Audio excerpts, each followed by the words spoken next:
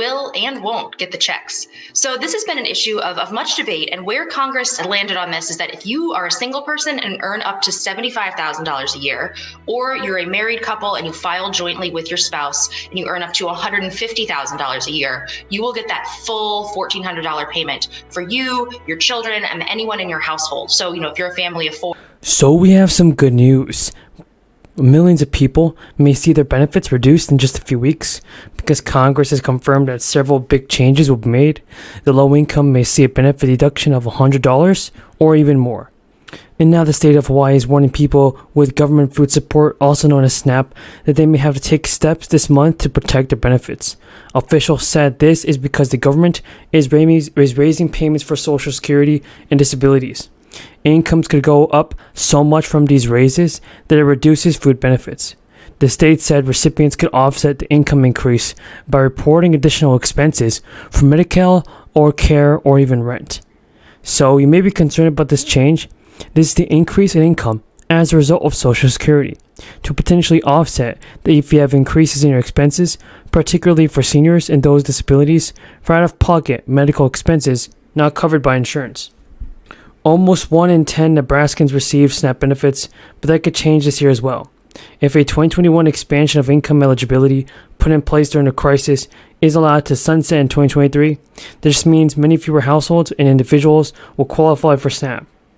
So, an executive director of Communication of Action said some people believe since many jobs lost during the crisis was at its peak, there should be less need for food assistance. But that isn't what her staff has been seeing. If allowed to sunset, the state income eligibility requirements will return to 130% of the federal poverty guidelines from the current 165%. That means a family of 3 who can now qualify with an income of roughly $38,000 cannot even earn more than $29,000 annually.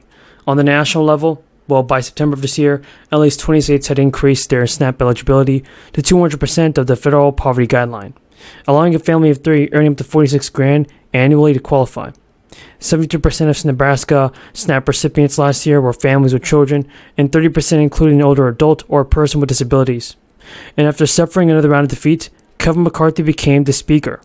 This is what it means for stimulus payments. It means now the middle-class tax refund in his state, California, is finally of stimulus payments and is starting to go out. Payments will continue to be mailed out through the middle of January, and eligible Californians in McCarthy's state will receive $200 to $1,000 depending on their earnings and filing status. Eligible Californians, everybody, who file their 2020 taxes electronically and receive the refunds via direct deposit, will receive their middle-class tax refund by direct deposit. Otherwise, they will be receiving a debit card in the mail. And as of December 30th, last month, let's talk about last year, more than 30 million people received this payment. It helped out so many people. In receiving stimulus payments that were very, very much necessary. Because, Colorado, for instance, and Pennsylvania, let's get started in Pennsylvania. The residents are also expected to receive a new relief check of up to $650. The Pennsylvania Property Tax Rebate Program is intended to provide some financial assistance to elderly or disabled residents of the Keystone State, and according to the Pennsylvania Department of Revenue for both renters and homeowners, the amount they receive from this program will vary based on their annual income. Colorado State residents who file their taxes on time most likely already receive payments for singles, and that's $750 and $1,500 for joint filers by September 30th. However, those who filed an extension by the October deadline may still be waiting their payments, which is set to arrive no later than January 31st. But now, as there is more federal data showing steady demand for workers and historically low levels of layoff, this has raised doubts about how close the U.S. economy could be to a recession. The November job openings, for instance, showed that the releasing Labor Department, it showed the job market holding steady despite high interest rates. And because of this, the report is the latest sign of the economy on the whole will be harder to weaken than some people expected. One economist even told people that a labor market is strong means an imminent recession is pretty much improbable. No recession, no stimulus, simple as that.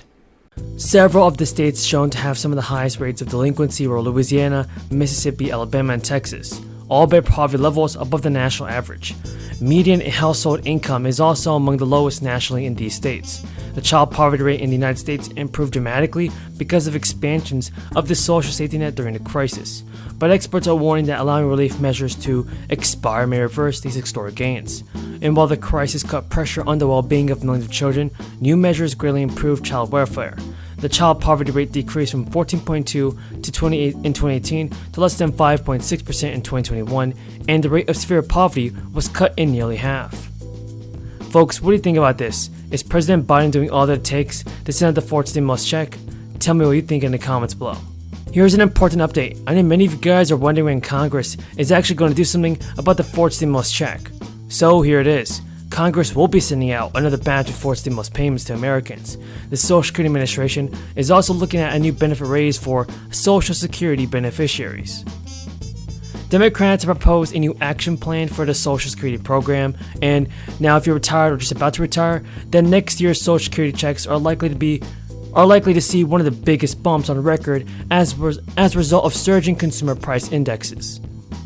The average beneficiary may be in line to get as much as $180 a month starting next January. And anyone living on a fixed income is being hit hard by inflation. And the higher payments will be welcome news for retirees who have seen their household finances squeezed so far this year. As a result of rocketing inflation and turmoil in the financial markets, the consumer price index is up an annual 8.6% through May. The way ahead of the 5.9% annual inflation adjustment handed out to Social Security beneficiaries in January. Meanwhile, retirees with savings in stocks and bonds have seen their portfolio slump with the financial markets. Anyone living on a fixed income is being hit hard by inflation. Social Security checks have lost 9% of their purchasing power in a year. And the annual COLA, which was instituted during the inflationary period of the 1970s, is calculated by comparing consumer prices each summer with prices from the previous year. The Social Security Administration will look at the average CPI numbers for July, August, and September, and compare them to the average for the same 3 months last year. Experts say that we are already on track for the cost of living adjustment for 2023 of at least 7.9%. That's pretty much a guaranteed minimum. The reason? May CPI's figure is already 7.9% above the averages for last year. So even if there are no further price increases in the economy at all for the rest of the summer and throughout the year, we're looking at this level of increase. For an average Social Security benefit at around $1,700 a month, that increase will work out to an extra $120 each month. My great-grandfather worked in the mines, was a mining engineer, and everybody there was only one word you heard most often in my family. Not a joke. Most important word. It wasn't unions, it was dignity. Dignity. Everyone's entitled to be treated with dignity. My dad, then we moved to a little town. When Cole died, we moved to a town called Claymont, Delaware, just across the line from Pennsylvania, where the Delaware River bends.